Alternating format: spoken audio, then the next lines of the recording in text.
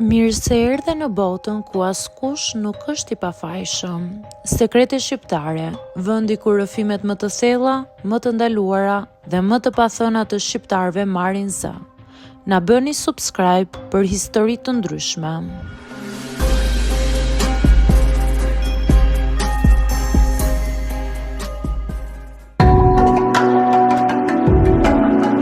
Nuk e mbaj mend saktësisht kur fillova të ndjej veten të vetmuar brenda martesës time. Nuk ka qenë një moment i vetëm, por shumë çaste të vogla që u grumbulluan pa zhurmë, si pluhur mbi mobilje që nuk i fshin më askush. Në fillim ishte me ato netët kur kthej i lodhur dhe më puthte në ballë sikur të isha fëmijë dhe jo gruaja e tij. Pastaj ishin mëngjeset kur zgjoi pranë meje, vishej shpejt dhe ikte pa më parë fare.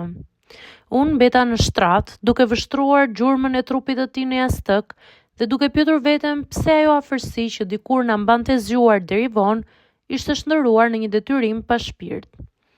Më mungonte ajo ndjesie të qenit të dëshiruar, jo thjesht e pranuar. Më mungonte ai vështrim që të bënte ndihesh e bukur pa pasur nevojë të thuhet asgjë. E mbaj mend veten duke bërë përpjekje të vogla, visha rroba që e dija se i pëlqenin, rregulloja flokët ndryshe, i afrohesha me një buzëqeshje që më dilte gjithnjë e më e lodhur. Ai i vërente, por nuk i ndjente. Ishte aty, por jo me mua.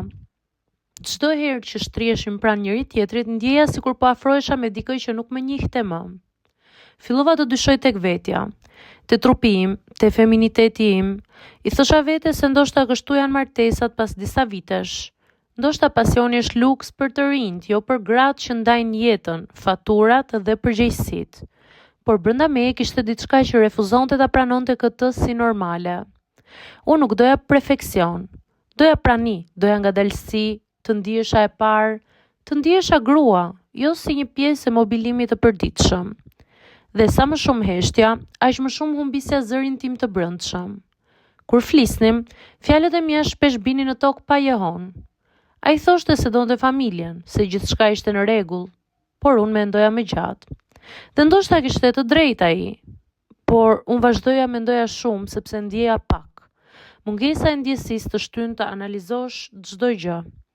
Më e dhimbshmja ishte se fillova të ndjej veten fajtore për dëshirat e mia, sikur po kërkoja diçka të padrejtë, sikur isha egoiste. U mbylla në vetvete dhe u tërhoqa. Në atë tërheqje u largova edhe më shumë nga ai, edhe pse trupi ishte ende pranë. Një natë pasi ai ra në gjumë, unë qava pa zë. Jo për ndonjë debat, jo për ndonjë fjalë të rëndë, qava për atë që nuk ishte thënë kurrë, për gjithë afërsinë që nuk ndodhi, për veten time që po më rrshiste nga duart. Atëherë kuptova se nuk mund të vazhdoja kështu. Qëndrimi im nuk ishte durim, por ishte dorëzim. Dhe unë nuk doja të dorëzohesha nga jeta ime emocionale. Nuk doja të shndërrohesha në një grua që jeton duke pritur, duke shpresuar se një ditë dikush do ta shoh. Vendimi për t'u ndarë më trëmbi. Ishte i rënd, i mbushur me faj, me frikë, me pyetje pa përgjigje, por ishte i ndershëm. Nuk po largohesha nga ai për të gjetur dikë tjetër, po largohesha për të gjetur veten. Kur ja thash, pash në sytë e tij habi, pastaj dhimbje. Më dhëmbi edhe mua shumë, por për herë të parë pas shumë kohësh nuk po gënjeja, as veten, as atë. Po flisja nga një vend i thellë, i lodhur, por i sinqert. Sot jam ende duke mësuar si të jem vetëm. Ka ditë që më mungon rutina jonë, siguria, zëri i tij në shtëpi, por ka dhe ditë që ndihem më gjallë, më e pranishme në trupin dhe mendjen time. Dhe kjo për mua vlen më shumë se çdo kompromis që më bënte të humbisja veten.